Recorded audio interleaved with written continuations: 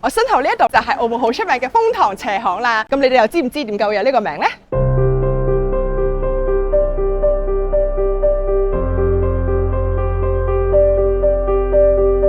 喺400幾年之前，即係1569年嘅時候，有一位叫賈利魯嘅葡萄牙主教喺度起咗全中國第一間由西方人設立嘅傳染病醫院，專門收治麻風病人。為咗安慰患者，仲喺醫院隔籬起咗間小教堂。嗰陣嘅街坊叫呢一個教堂呢，就叫風塘廟，而前面有條斜路加埋一齊就叫做風塘斜巷。呢間教堂真正嘅名其實好優雅，叫做望德聖母堂，係澳門最古老嘅教堂之一。所以瘋狂嘅後邊其實係有一份好大嘅愛心同憐憫。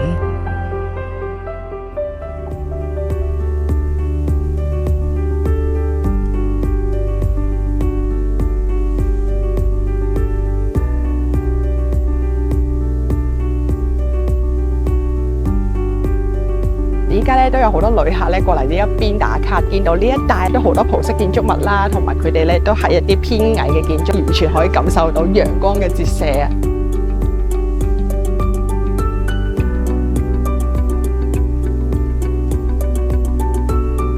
其實我哋澳門人咧，經常都會嚟呢一帶嘅，因為呢頭都有好多嘢食，最緊要前邊都有一個望德聖母堂，亦都有好多教友咧會去嗰邊望彌撒嘅。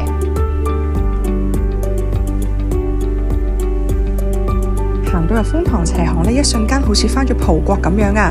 地下呢就係葡式嘅碎石路，充斥住西方文化嘅藝術感。而兩邊嘅樓房主要都係鵝黃色配搭棗紅色嘅窗，成個感覺好溫暖，好有熱情嘅南歐風情。呢一啲建築物啊，全部都超過100年歷史㗎喇，仲係保留得好好。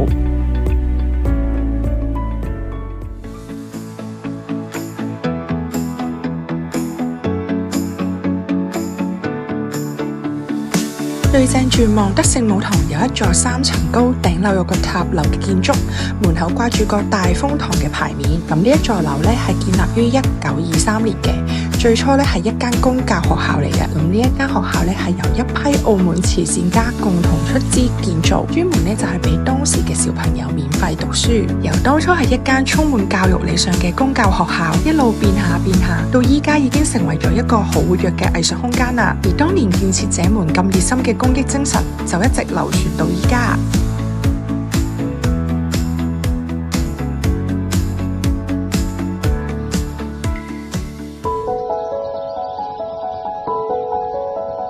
我當年咧細個嘅時候咧，就會喺嗰度買嘢，嗰度有啲潮牌店嘅。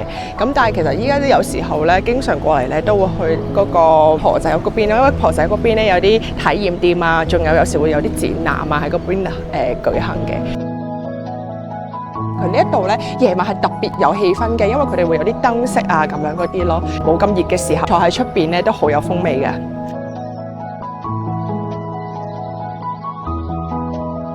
之前咧呢度咧有間老人院，住咗好多婆婆，所以街坊咧都會叫佢做婆仔屋。直到2005年翻新咗之後，就開放俾大眾參觀，搖身一變咗一個好文藝氣息嘅地方。而依家咧入邊有葡國餐廳啦、體驗館啦，仲有定期搞嘅藝術工作坊、露天音樂會、電影放映等等嘅活動。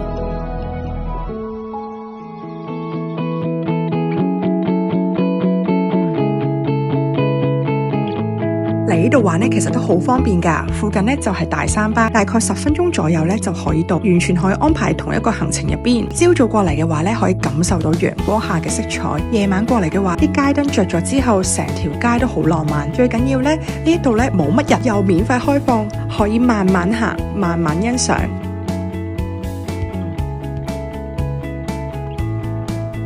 呢度咁具特別嘅社區，你哋有冇嚟過呢？